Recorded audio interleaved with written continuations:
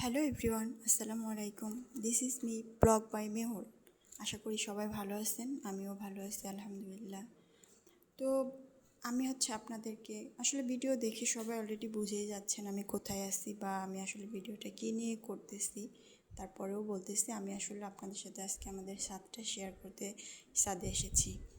তো ছাদে অনেক ধরনের গাছ আছে, আমি অনেকগুলোর নাম জানি, অনেকগুলোর নাম জানি না। যেগুলো জানি সেগুলো বলতেছি, যেগুলো জানি না সেগুলো আপনারা আমাকে বলে দিন কমেন্টে এসে। টানা 2 মাস বা 1.5 মাস যাবৎ বৃষ্টি হচ্ছে। বৃষ্টিতে ছাদের গাছগুলো অনেক বেশি প্রাণবন্ত, সতেজ, সবুজ হয়ে গেছে। মানে গাছের সৌন্দর্যটা অনেক বেশি বেড়ে গেছে। প্রকৃতি এমনিতেই সুন্দর, কিন্তু বৃষ্টিতে যেন সৌন্দর্য দ্বিগুণ হয়ে গেছে।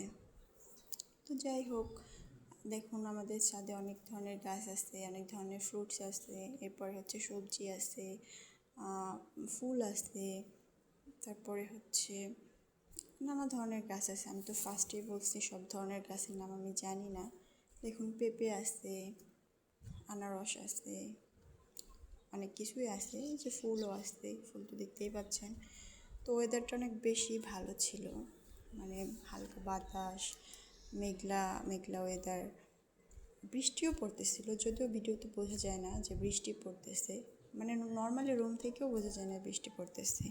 আমি যখন ছাদে উঠছি তখন মানে বৃষ্টি পড়তেছে এরকম বোঝা গেছে, কিন্তু ভিডিওতে বোঝা যাচ্ছে না বৃষ্টি পড়তেছে। তো ওয়েদারটা অনেক বেশি ভালো, ঠান্ডা ঠান্ডা একটা ওয়েদার ছিল।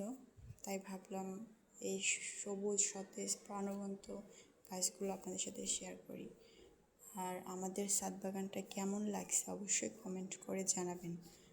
আর এখানে অনেক ধরনের গাছ আছে, আমি সব গাছ বলতে পারলাম না, আপনারা আমাকে কমেন্টে বলে দিবেন কী গাছ আছে।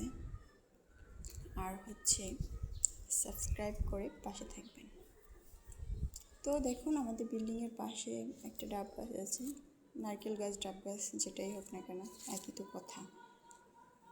আর প্রকৃতি আসলেই সুন্দর, সেটা নিয়ে বলার কিছু নাই, বা যতই বলি ততই কম হয়ে যাবে।